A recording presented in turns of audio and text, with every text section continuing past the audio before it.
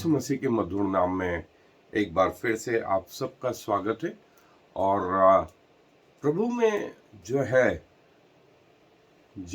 हम उनके प्रथम आगमन के विषय में देख रहे हैं, सो लूका रचित सुसमाचार में उनके जो जन्म है और उनके जो विधियां पूरी हुई उसके बारे में काफी कुछ लिखा हुआ है। और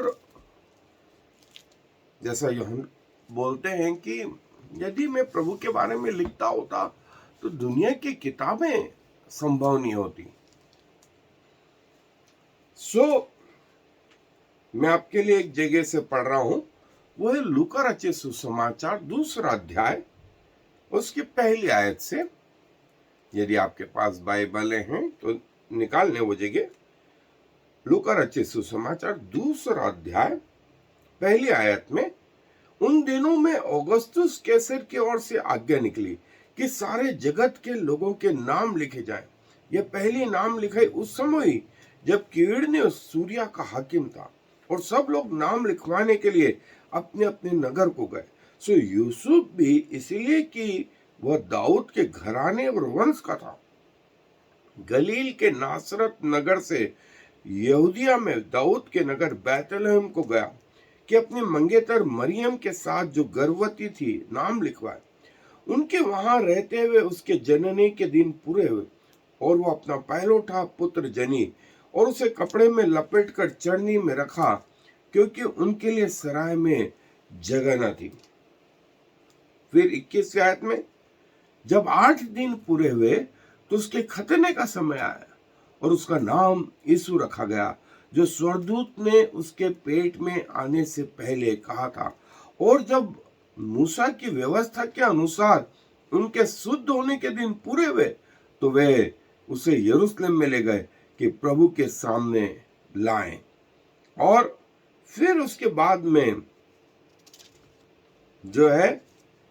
लिखा है 40वीं आयत में, बालक बढ़ता और बलवंत होता और बुद्धि से परिपूर्ण होता गया, और परमेश्वर का अनुग्रह उस पर था। 52वीं आयत में लिखा है, और यीशु बुद्धि और डीलडोल में और परमेश्वर और मनुष्य के अनुग्रह में बढ़ता गया। और फिर उसके बाद में जो लिखा है, जब 3 अध्याय उसकी 23वीं आयत में, जब यीशु आप उपदेश करने लगा तो लगभग 30 वर्ष की आयु का था, और जैसा समझा जाता है कि यूसुफ का पुत्र और वैली का। जब प्रभु यीशु मसीह अपने माता पिता के साथ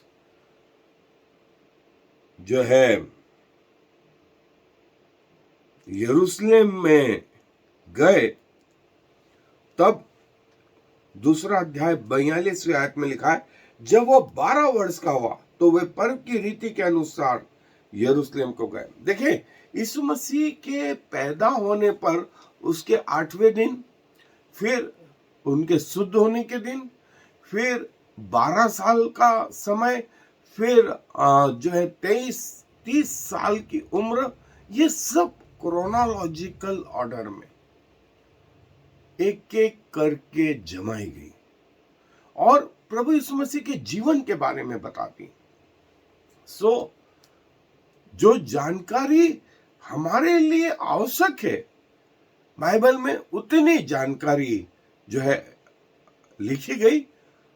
और कई लोग इसका दूसरा पहलू ये देखते हैं कि ये तो लिखा नहीं गया, 12 साल से 30 साल के बीच में वो कहाँ रहा, और कई हजारों थ्योरियां उसके पीछे।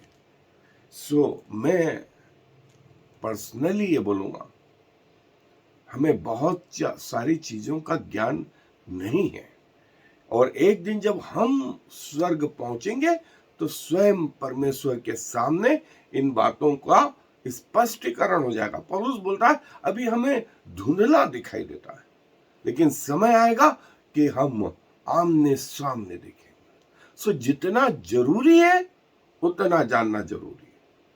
सो क्रोनोलॉजिकल, क्रमानुसार प्रभु यीशु मसीह का जीवन, विशेष करके उनके जीवन से संबंधित जो बातें हैं वो लूका में ज्यादा लिखी गई हैं और इसे हम डिटेल में देखेंगे। सो आए मेरे साथ बाइबल अध्ययन पे। सो क्रोनोलॉजिकल जो हमने क्रोनोलॉजिकल मतलब पैदाइश से धीरे धीरे जो है आगे बढ़ते जाए तो कब क्या हुआ ये जो है क्रोनोलॉजी। और कई लोग जो है इसमें सवाल उठाते हैं कि जैसा मैंने आपको कहा कि मरियम की कितनी उम्र थी, यूसुफ की कितनी उम्र थी, और उनका बाइबल में बहुत ज्यादा डिटेल लिखा नहीं गया है। और जो है मत्ती रचित सुसमाचार और लूका में जो है ये कहा गया है कि जो है उम्र प्रभु यीशु मसीह के जन्म की तारीख नहीं दी गई है, जबकि परमेश्वर इतना महान कि फसह कब मनाना, उसके साथ अखमीरी रोटी का 7 दिन का पर्व, फिर उसका अंत जो है तुरहियों का पर्व, फिर 7वें महीने के 10वें दिन को पश्चाताप का पर्व, फिर कटनी का पर्व, फिर जो है अंत में तुरहियों का पर्व। ये वो पर्व, इनकी स्पेसिफिक तारीख लूका जो नूह का जहाज था वो जो है दूसरे महीने के 10वें दिन, 15वें दिन और 150 दिन जब पूरे हो गए तब ये सारे कैलकुलेशन दिए हुए हैं। सो प्रभु के बारे में ये कैलकुलेशन इसलिए नहीं दिए गए क्योंकि परमेश्वर नहीं चाहता था कि लोग खाने पीने में और नाचने गाने में इस दिन को मनाने लगे। सो परिणाम ये हुआ कि अब जो परमेश्वर नहीं चाहते थे वो हमको क्रिसमस पे दिखाई देने लगा है कि इतना खाना, इतना पीना, इतना नाचना, इतना पहनना, इतना व्यभिचार, जो खरीदारी क्रिसमस के महीने में होती है वो अगले 11 महीनों में नहीं होती। 1 महीने में इतनी खरीदारी होती है। और देखें जिब्राइल जो है जकरिया के पास आया था मंदिर में और उसने कहा कि एलिसिबा जो है, एलिजाबेथ जो तेरी पत्नी है उसको गर्भ हो रहेगा। और यही जिब्राइल जो है मरियम के पास आया और मरियम को उसने कहा जो तेरी रिश्तेदार है वो 6 महीने से गर्भवती है, 6 महीने की गर्भवती है। और उस समय जब वो 6 महीने की गर्भवती थी एलिजाबेथ, तब जो है मरियम उससे मिलने गई और वहां 3 महीने रही। तो देखिए 6 महीने और 3 महीने तो लगभग 9 महीने में जब यूहन्ना बपतिस्मा दाता का जन्म हुआ तब तक मरियम वहां रही और उसके बाद वो लौट आई। और जो है 3 महीने तक वो वहां रही। ये कहां लिखा है? लूका रचित सुसमाचार के पहले अध्याय 56वें आयत में। और जो है जब 3 महीने बाद वो आई तो वो ऑलरेडी 3 महीने का गर्भ लिए हुए, फिर 6 महीने के बाद में और जो है प्रभु पैदा हुए। और उसी रात में, जिस रात प्रभु पैदा हुए, उसी रात में वो स्वर्गदूतों ने स्वर्गदूतों का पूरा मंडल आ गया, पूरा मंडल आ गया। और उसी दिन गरड़ियों ने जाकर के प्रभु के दर्शन को देखा, प्रभु को देखा। और जो अभी हिस्सा हमने पढ़ा लूका 2:21 में, 8 दिन बाद वे उसे मंदिर में ले गए कि उसका खतना कराएं और उसका नाम यीशु रखें। और वो ऐसा रखा। और उनके शुद्ध होने के दिन, शुद्ध होने के लिए जो है 33 दिन उसके यदि बेटा हुआ है तो, और बेटी हुई है तो लगभग 60 दिन, लगभग 60 दिन। ये जो है परमेश्वर की व्यवस्था में लिखा हुआ है। और उसी दिन सिमोन और अन्ना जो है उधर आए और उन्होंने प्रभु यीशु मसीह को अपनी गोद में लिया, आशीष दी और कहा कि इसके कारण बहुतों का प्राण जो है छिप जाएगा। और मरियम ये बात अपने मन में रखेगी। और क्या हुआ उसके बाद जो है स्वर्गदूत अपीयर हुए स्वप्न में यूसुफ कि जा, भाग भाग। लेकिन इस दौरान, इस 8 दिन के बाद में, 8 दिन के बाद में जो है ज्योतिषी आए, ज्योतिषी आए। और ऐसा कहा जाता है कि हो सकता है कि वो 3 ज्योतिषी नहीं हो, वे अनेक ज्योतिषी हो सकता है ऐसा। और उनमें से जो गिफ्ट चढ़ाई वो 3 प्रकार की, सोना, मुर और लोबान। सो ये जो है इस दौरान हुआ, इस दौरान हुआ। प्रभु के दर्शन के बाद में जो है वे लोग मिस्र भागे, मिस्र भागे। और जो है उसी रात जब वो मिस्र की तरफ चले और ये ज्योतिषी भी जो आए थे, जब उन्होंने दर्शन कर लिया, भेंटे चढ़ा दी, प्रभु ने उनको दर्शन में ये कहा स्वप्न में कि वापिस हेरोदेस के पास नहीं जाना। वे दूसरे रास्ते से चले गए। और कुछ दिनों बाद जो है ये अपने देश में लौट गए, अपने देश में लौट गए। और कितना समय बाद जो है ये हेरोद मरा, ये नहीं लिखा है, लेकिन स्वर्गदूत ने फिर कहा कि जो प्रभु को मारना चाहते थे, जो यीशु को मारना चाहते थे, वो मर गया है, वो मर गया है। और फिर वे लोग जो है जब आने लगे, मालूम पड़ा उसका बेटा अरखिलाउस उसके स्थान पर जो है राजा बन गया है। सो वे लोग नाजरत गए और नाजरत में प्रभु यीशु मसीह पले बढ़े। ये नाजरत इसलिए वो नाजरी भी कहलाते हैं। और यहाँ जो है जैसा प्रति वर्ष यरूशलेम जाते थे तो प्रभु की उम्र आई है 12 साल, 12 साल। और उसके बाद लिखा है वो माता पिता के, परमेश्वर और मनुष्यों के अधीन रहे। और ये 12 साल के बाद जो नेक्स्ट उम्र आई है उनकी, वो 30 साल, 30 साल जब उनकी परीक्षा हुई और उसके बाद वो मिनिस्ट्री में जो है लगे। सो प्रभु जब 30 वर्ष के थे तब मिनिस्ट्री में आए, क्योंकि जो व्यवस्था के अनुसार जो है एक याजक को जो ट्रेनिंग दी जाती थी उसका नामांकन होता था और उसको फुल फ्लेज सेवा 30 साल की उम्र में मिलती थी।